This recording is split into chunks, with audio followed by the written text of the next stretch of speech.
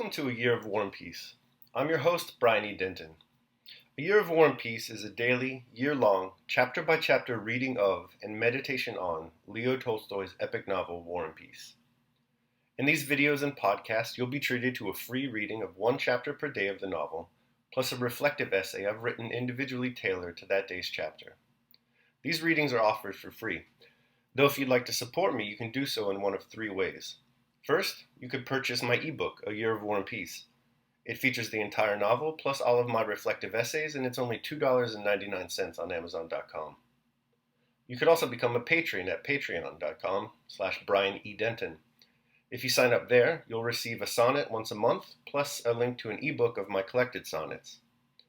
Finally, if you like, you can make a one-time donation to my PayPal account. The email there is brianedenton@gmail.com. You can also use that email to contact me. I'd be happy to hear from you. Your support is greatly appreciated. Today's reading and reflection is from Chapter 357. Chapter 357. If history dealt only with external phenomena, the establishment of this simple and obvious law would suffice and we should have finished our argument. But the law of history relates to man. A particle of matter cannot tell us that it does not feel the law of attraction or repulsion, and that the law is untrue. But man, who is the subject of history, says plainly, I am free, and am therefore not subject to the law. The presence of the problem of man's free will, though unexpressed, is felt at every step of history. All seriously thinking historians have involuntarily encountered this question. All the contradictions and obscurities of history, and the false path historical science has followed, are due solely to the lack of a solution of that question. If the will of every man were free, that is, if each man could act as he pleased, all history would be a series of disconnected incidents. If in 1,000 years, even one man in 1,000,000 could act freely, that is, as he chose, it is evident that one single free act of that man's in violation of the laws governing human action would destroy the possibility of the existence of any laws for the whole of humanity. If there be a single law governing the actions of men, free will cannot exist, for the man's will is subject to that law. In this contradiction lies the problem of free will, which from most ancient times has occupied the best human minds, and from most ancient times has been presented in its whole tremendous significance. The problem is that regarding man as a subject of observation from whatever point of view, theological, historical, ethical, or philosophic, we find a general law of necessity to which he, like all that exists, is subject. But regarding him from within ourselves, as what we are conscious of, we feel ourselves to be free. This consciousness is a source of self-cognition quite apart from and independent of reason. Through his reason, man observes himself, but only through consciousness does he know himself. Apart from consciousness of self, no observation or application of reason is conceivable. To understand, observe, and draw conclusions, man must first of all be conscious of himself as living. A man is only conscious of himself as a living being by the fact that he wills, that is conscious of his volition. But his will, which forms the essence of his life, man recognizes, and can but recognize, as free. If, observing himself, man sees that his will is always directed by one and the same law, whether he observes the necessity of taking food using his brain or anything else, he cannot recognize this never-varying direction of his will otherwise than as a limitation of it. Were it not free, it could not be limited. A man's will seems to him to be limited just because he is not conscious of it except as free. You say, I am not free, but I have lifted my hand and let it fall. Everyone understands that this illogical reply is an irrefutable demonstration of freedom. The reply is the expression of consciousness that it is not subject to reason. If consciousness of freedom were not a separate and independent source of self-consciousness, it would be but subject to reasoning and to experience. But in fact, such subjection does not exist and is inconceivable. A series of experiments and arguments proves to every man that he, as an object of observation, is subject to certain laws, and man submits to them and never resists the laws of gravity or impermeability once he has become acquainted with them.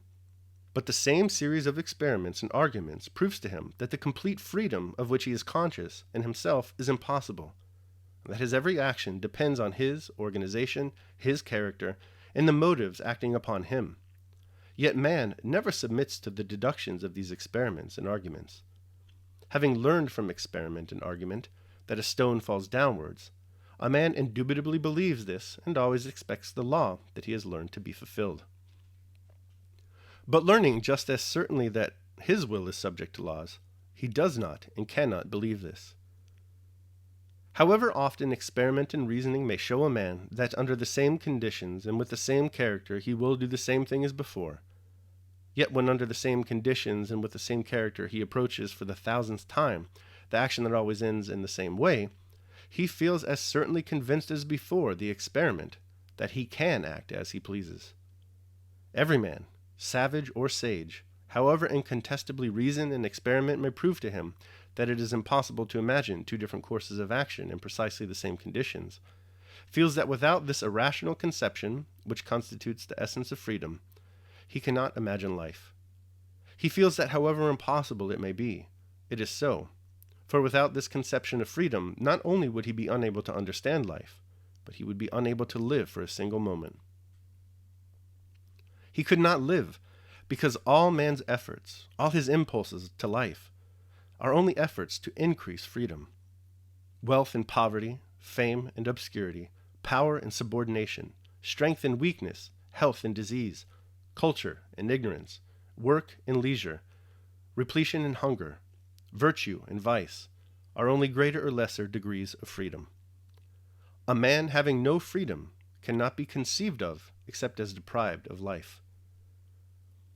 If the conception of freedom appears to reason to be a senseless contradiction, like the possibility of performing two actions at one and the same time, or of an effect without a cause, that only proves that consciousness is not subject to a reason.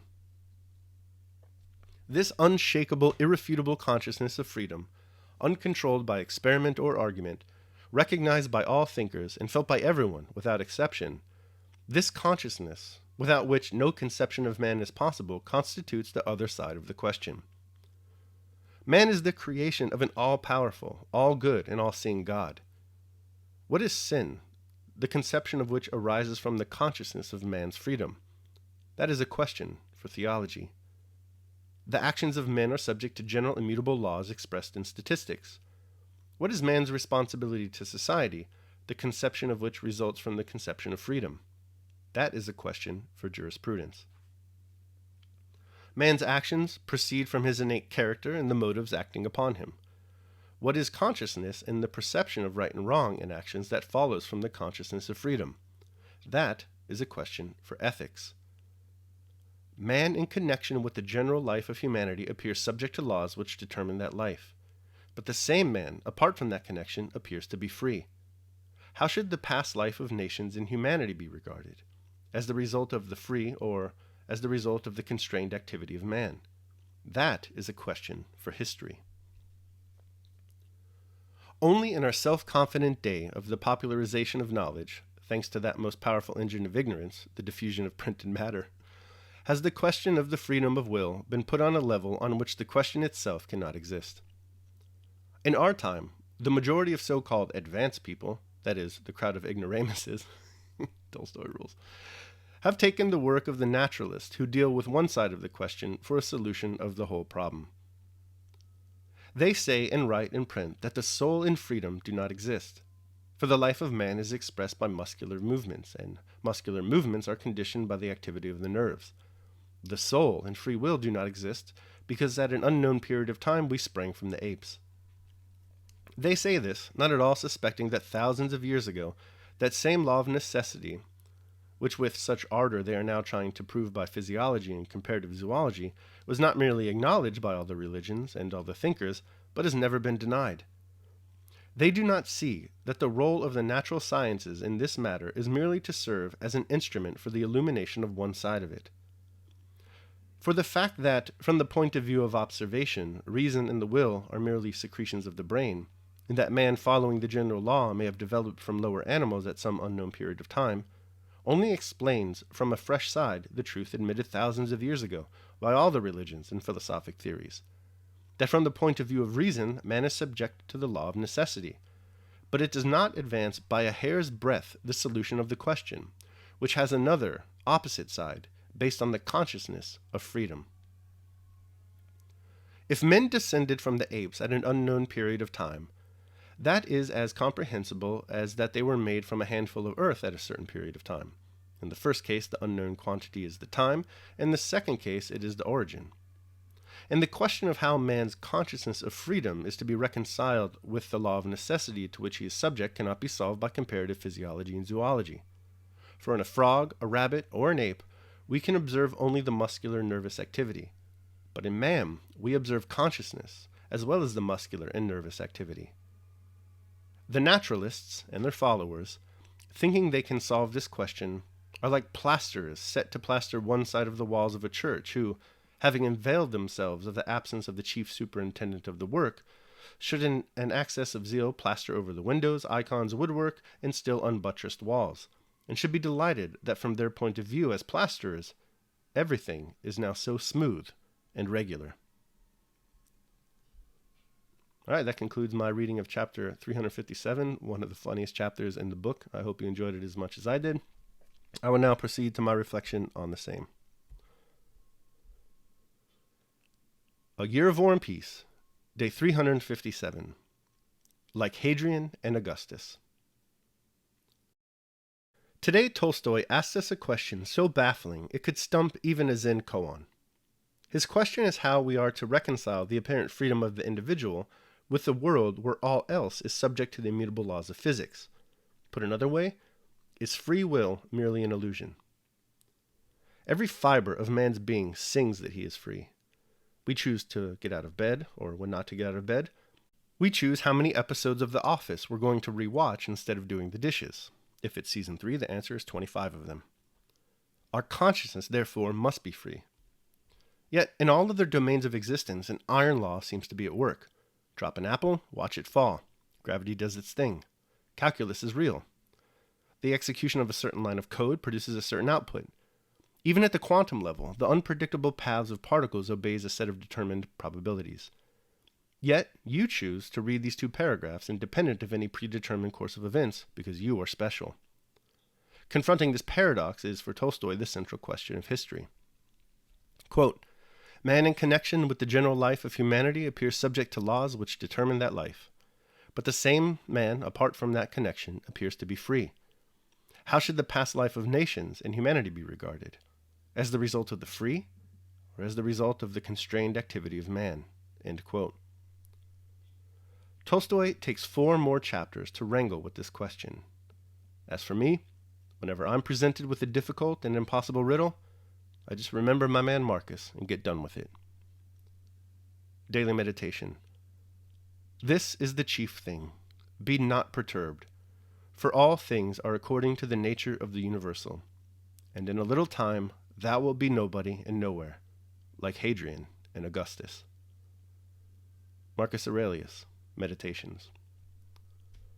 And on that happy note, we conclude our reading and reflection on chapter 357 of War and Peace. I hope you enjoyed it as much as I did. Tomorrow we're going to be reading and reflecting on chapter 358. And also don't forget that if you'd like to support me, you can do so by purchasing the ebook, A Year of War and Peace, becoming a patron at patreon.com, or making a one-time donation to PayPal. All that is down below in the description, alongside links to my Amazon wishlist for books and movies. If you want to support me by purchasing one of those, you can do so, and we'll set up a Zoom call or something to discuss that book or that movie. All right, again, tomorrow, chapter 358. I hope you'll join me. Until then, take care of yourselves and others.